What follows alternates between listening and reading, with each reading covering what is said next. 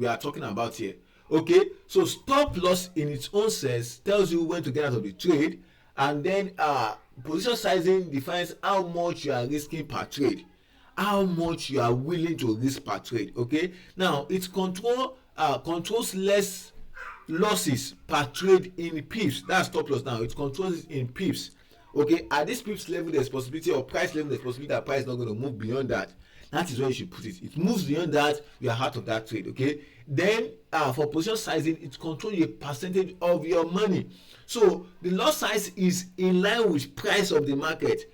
The position sizing is in line with your own account. I don't know, maybe I get what I'm trying to say here. It's for your own account, not for the market. Okay, so what lot size is doing is that it should be justified by the market, by the price of the market, and while our position sizing should be justified by the what, your account size. Okay, at what level, at what rate do you want your money to what, to disappear? Now stop loss gives us psychological relief, because no matter how volatile the market is going to be, okay, or even quickly move beyond you, we can see some massive drop. What can happen? Market can react to anything. That is where stop loss is going to react to you and tell you, no, instead of you to lose more than that, you are just going to take you out of that price level. Okay, but position sizing is what, it mathematically based what, risk control. It is risk control. So it is when you have already positioned, you have done a nice market position sizing. That is when you now begin to now look at it in line with your stop loss. But the first thing you should look at it is what, if you're concerned about your money, okay, then it prevents what, liquidation. Because markets, you can go to bed and markets come back to your level. Like I used to tell people, if I risk low, if I'm not risking too high, I'm using a normal good position sizing, I shouldn't be worried about even when I'm sleeping. I don't worry. To be sincere with you, I've gone past that stage in trading whereby I will begin to think about my position when I'm sleeping. As a matter of fact, sometimes I will just see markets, it might take profit or hit my stop loss. When I wake up, I say, oh, it has hit my stop loss. Then I look at the market and I move on from there. Okay, it's just as simple as that. Okay, so one prevents you from being liquidated. Okay, you're welcome. One prevents you from being liquidated, and the other one keeps your risk within your watch, your tolerance. I believe you get what I'm trying to say here. Okay, from your tolerance. So let's dive deep into it. Why we use stop loss? Now, to protect our capital from emotional what, decision making. Okay, to avoid margin call or full drawdown, to establish clear trade invalidation level. That is the key thing I want to go to. Invalidation level, meaning that when price to that place, that setup. Okay, that's why I used to have issues with those people that use they use this language called what's the language it's being called now? Strategy. Okay, so it is to kick you out of that level and say, okay, this particular setup is no longer valid. That's why we call it invalidation what, level. Okay, then to increase discipline and what, consistency, to increase discipline and consistency. Okay, so now improper use of stop loss, setting too tight stop loss. Okay, stop loss is stopped you out too often. It's because you have not been able to understand the level of the volatility in that pair that you are trading. I have been on TikTok quite a number of times. I have been with some traders quite a number of times, especially on TikTok.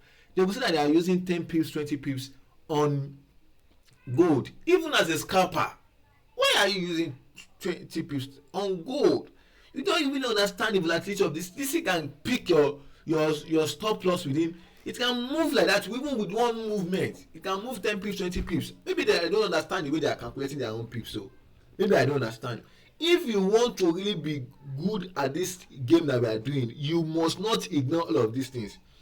You should do more of these things than even do more of these things and less of your technical analysis. Because technical analysis is not what brings profitability. Understanding all of these things all together gives you profitability. You will not burn that account because you'll be seeing it after some months, weeks by weeks, month by month. You are making enough progress. You will pass a profit. Even if you pass a profit and then you lose it, yeah, you know you have done something good. Then you go again, you pass this one phase two, you see yourself making progress, and before you know it, you get to what, the payout stage.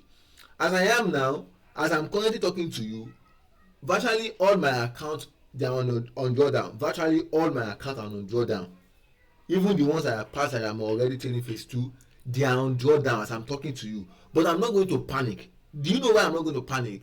Because my goal now is to take it back to my current level, not to even pass that profit again. My goal has changed. I talked about this yesterday also on TikTok live.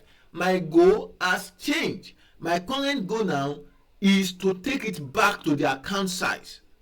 And the lowest I used to have in a week for the past few months or years now is just 1% drawdown, and I'm already on virtually almost all of them on 1% drawdown. Okay, what am I going to do? I'm going to reduce my risk again by 50%, because my current goal is just to make 1%, not to make that is not to make 5% of my capital again. It's not to make 1%, 5% of my capital again. It's just to make 1. And that will be what I want to do. So if I want to make 1%, should I risk 1% to make 1% again? Is that reasonable? No, I can risk 0.25% to make 1% back. And once I'm back again, I take it back to 0.5% of my capital. And then when I'm already 2% up or 3% up, that's why you see that most of the time when I'm already 2%, 3% up, I will pass that profit. Why? Because I will now increase my loss, my risk again to about 0.7 or 1% totally. That's what I do, because I already know each and every possibility of what's going to happen in the market that is likely going to happen to my account, not to the market. Now I cannot control the market, but of course I can control what I'm doing. Do you understand what I'm saying here? Do you understand? Please, are you learning? Are you gaining value? I want to be sure that I'm not just talking to myself.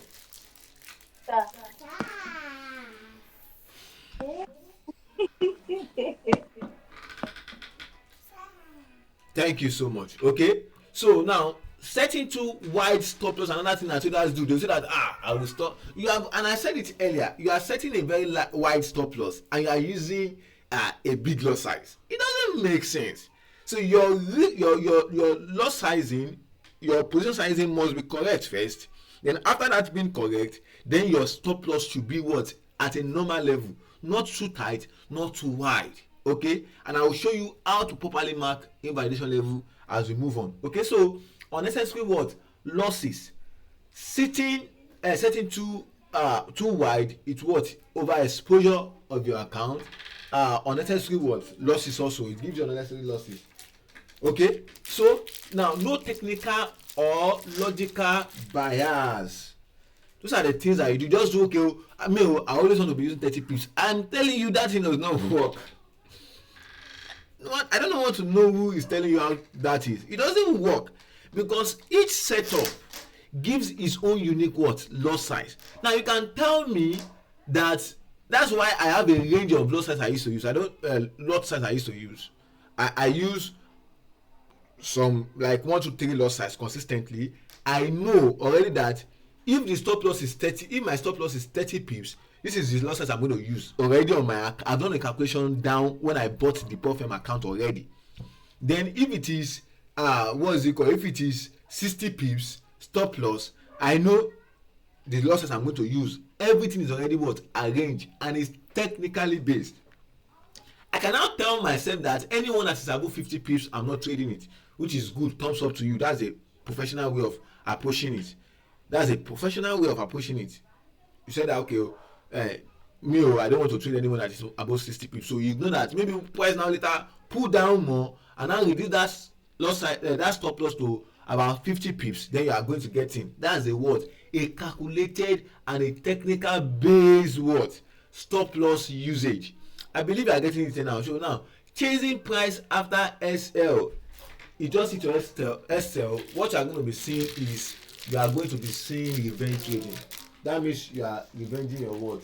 Your trade. That's what it means automatically. Okay, so let's move on. How to properly apply a loss size. Okay, this is overview. How to properly apply a loss size. I'm going to show you in the live section also, but let's look at it here. Use technical structure. Okay, structure. I've said it from the beginning. You can use support and resistance, swing high, swing low, market structure, breaks out and retest. Those are the strategies that gives you entry strategies and exit strategies. Okay, now consider volatility and time frame. I said it earlier, you cannot be using 4-hour time frame and you are using 10 pips as your stop loss. Who does that? You are saying that is sniper entry. I call the signal. It's a sell. It's a sell. What you're doing, that's not a professional way to approach it. You cannot be doing that and you are expecting a good result in the trading space. It's not done that way. It's not done that way. Okay, so consider the volatility of that pair and consider what the time frame that you are using. If I'm using 1 minute time frame, I can use even 3 pips, 4 pips, 5 pips, because that is the time frame that I'm doing. Okay, I'm using to monitor that trade. Please, this boy is disturbing. Okay, so now, and you should also match with your trading style. That's why I said it earlier. Are you a swing trader? Are you a day trader? Are you a scalper? All of these things should be. That means you cannot just start going into the market and just using loss random stop loss. You have to have a data consistently. You have to be able to, after learning, you have to be able to have a data of your own trade and see, okay, this is it. And that is what makes some people that use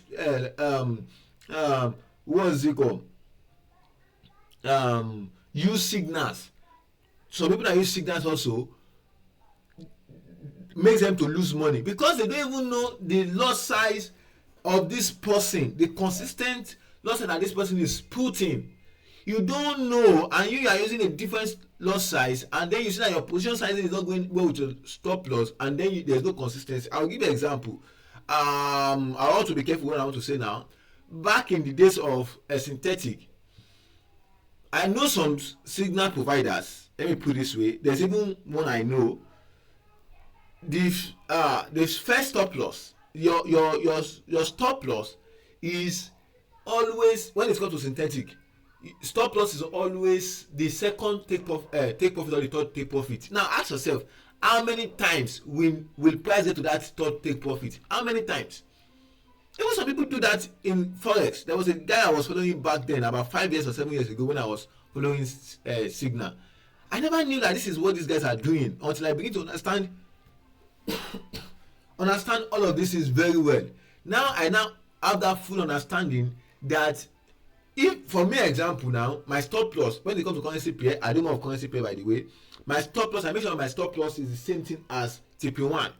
So if your TP1 hit is already, you have 1-to-1 already, then if you can hold to TP2, TP3, you are good. That's when I used to send signal back then. With that, you can consistently make money. Okay, but most of the time signal provider wants to make sure that they tell you that it has hit our stop loss, we are in profit, and then they will give you stop loss of 50 pips and they are giving you 10 pips for your take profit one, and then if you take profit one, you are happy. Hey, don't hit TP1, don't hit TP1. These are the trick. All these tricks are there that we know. So, but those are not things that will make you profitable. Of course, they will make money out of it. Service. I'm not saying all of these things is bad, but if I will have a service, a signal service now, one of the things I am going to definitely do is to tutor those people that will be coming on my signal service on how the stop loss and take profit is, and then they write this thing.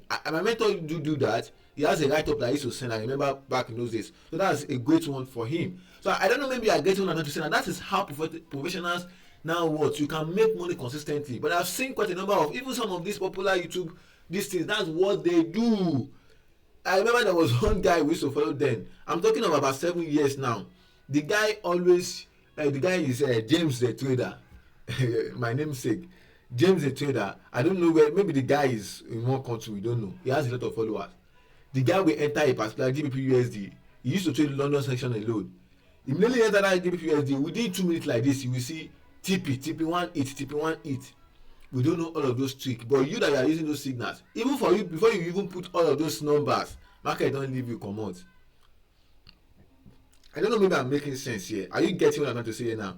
So these are the things that you really need to understand and agree with yourself. Not just understand it and be conscious of it and apply it if you want to be profitable.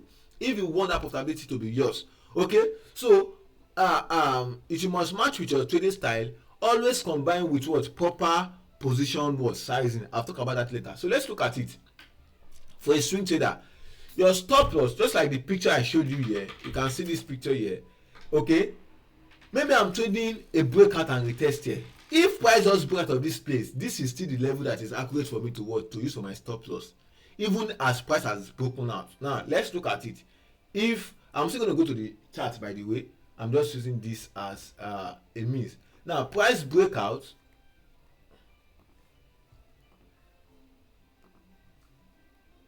I'm coming.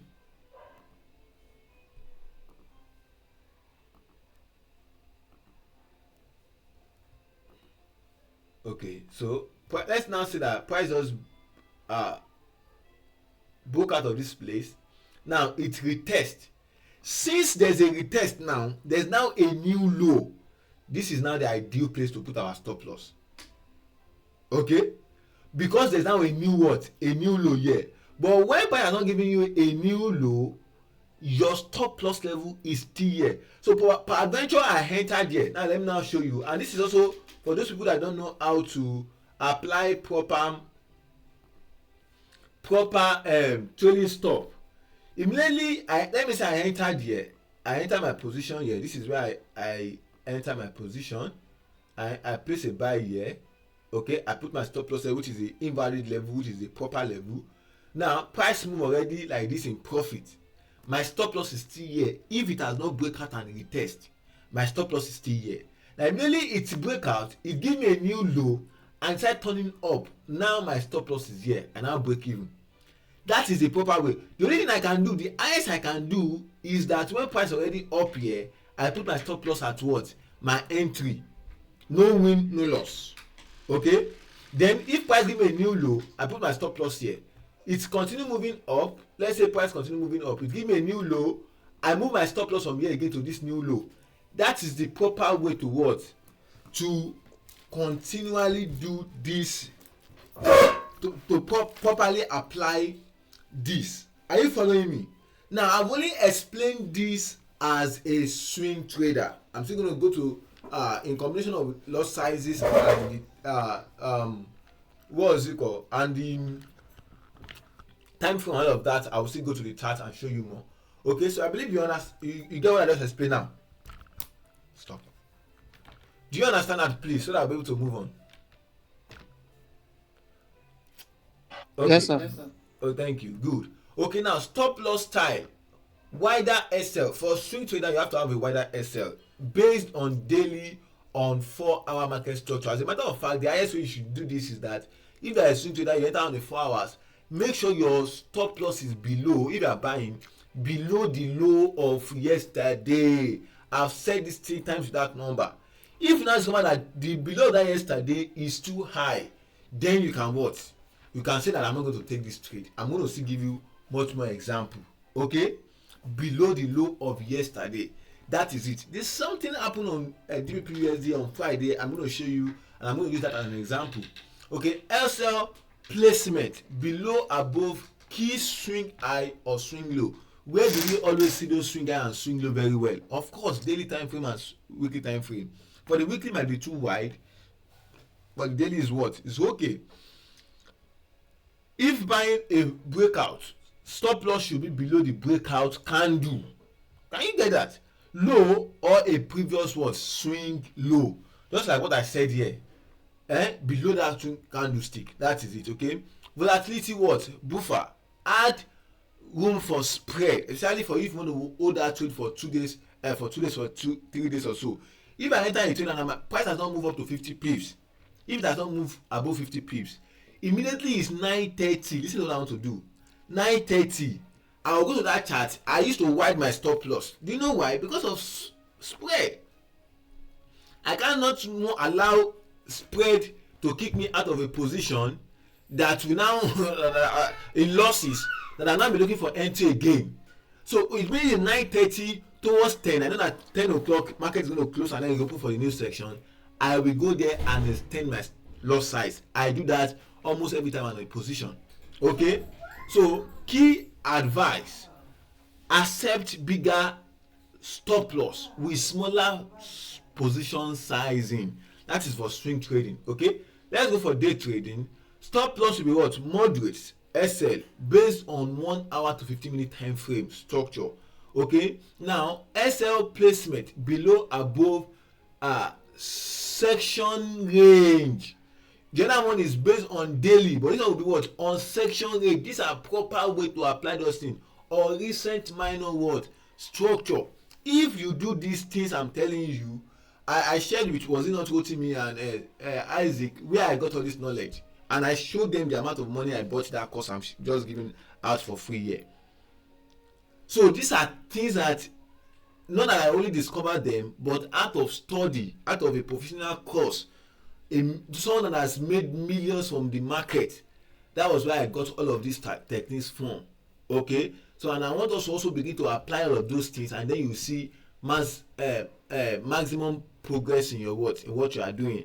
That is the same thing I'm doing, and then I begin to see changes in all what I'm doing. Okay, now volatility buffer also. Now example, trading New York section breakout. Okay, SL should be what? Below what? The London breakout. These are the things, because you can see price might pull back, because after each section most of the time price pull back, and then you see what you want to do. So key advice, as a matter of fact, everyday trader should consider sections more.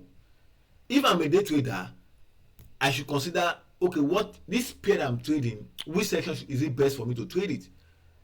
Sometimes Euro USD, I wait for new section. If I've seen opportunity, I wait for new section. Even during London section, when it seems as if it's going my way, only if it's on a key level, that's when I enter the London section. But when it's on a key level, I wait for price to do whatever it wants to do, because the period of that 11 o'clock in Nigerian time to 1 o'clock Nigerian time, you see that price is preparing for what?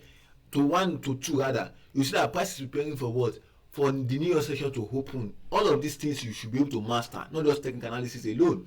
Okay, so now key advice here: don't base SL slowly on fixed pips value. I've talked about that earlier.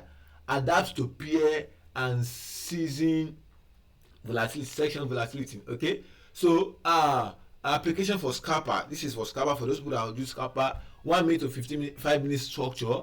Okay, right behind micro support and resistance, or inside liquidity zone. Okay, now example, scalping pullback. You have to also understand that also. Maybe you want to pick here scalping pullback. I'm not saying scalping is not a good strategy. Some people have mastered it and they do well. Okay, so 3 to 10 pips buffer. You have to understand that also. Key at least should be 10 pips, 50 pips, 5 pips, 10 pips, and all of that. Okay, and if you want to use 10 pips, you don't use that on gold. Of course, even as a scalper, you still increase to about 20 pips on gold. Key advice: SL must be tight and instant. It must be tight, because that is what you are doing as a scalper. I'm not looking for 100 pips. Why should you use stop loss of 100 pips when that's not what you are looking for? I believe you are getting it now. So scalpers are allowed to use tight stop loss, but requires perfect timing and precise what? Entry. Okay, so let me be fast now, because we still need to go into market outlook.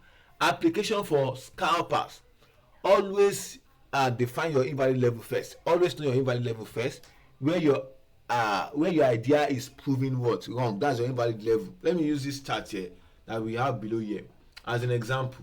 Where do I want to actually enter? I've already marked up my levels here, and as a swing trader, this is where I already targeting price to come to. If price tap into this level and I want to enter, I put my stop loss here. I've entered already. My stop loss will be here definitely. My stop loss will be below here. That is around here. That's how I put my stop loss, right?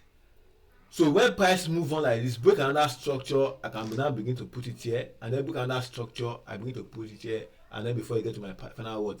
Target. Because that's what, as a swing trader. And mind you, I don't know this time frame yet. You know, I just use this. This is just a design. But when I saw it, I said I should just use it as an example.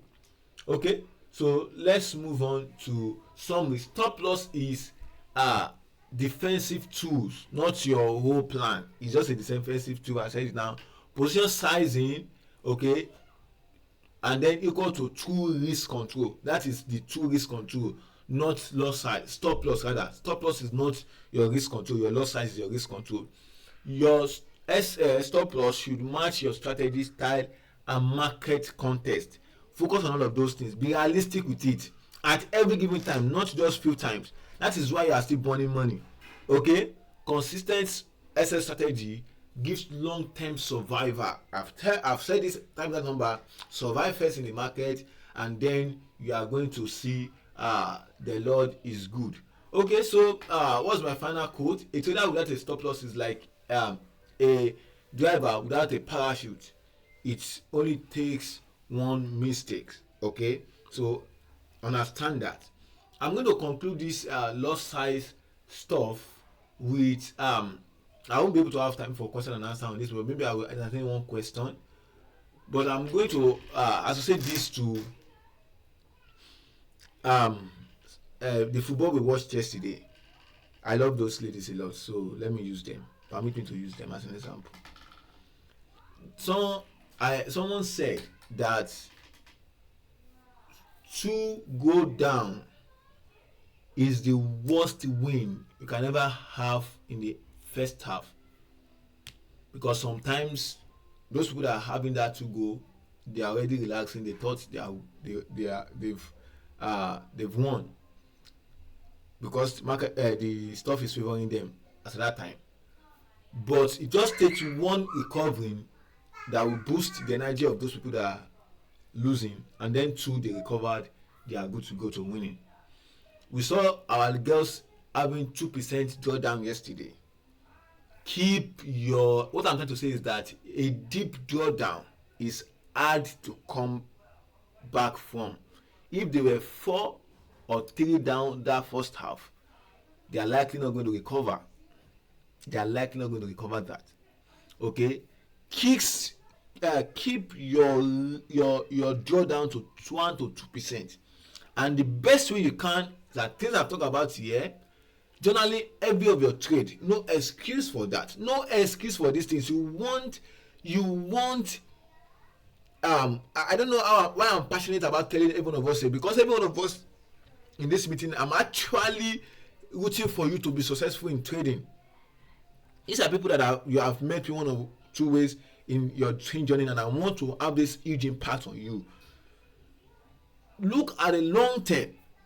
Do the right thing. Everything you've heard me talking about since I've been talking about things before our market outlook, giving us some trainings. These trainings or seminars should not be free. I'm building a course on risk management already.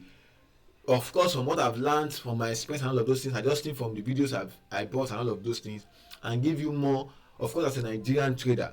But that is going to take a lot of time, because I want to have some bujoras before I release that course. But these are the things that I want you to do. Focus on everything I'm telling you, not just technical analysis. Tech analysis is what they've used to lie to us. Your tech analysis knowledge is just one step out of 5 steps of success in trading. You are good at tech analysis, good for you, but you are not guaranteed to be successful yet if you are not doing all of these things very well. So let me entertain one question before we call it a day. Anyone that wants to ask a question on this? I will try to, when we are doing market outlook, I will try to show us the live chart. I can't do that now because of time. I'm going to send a new link now. I was thinking this link should elapse for more than an hour because it's a paid link, but I don't know.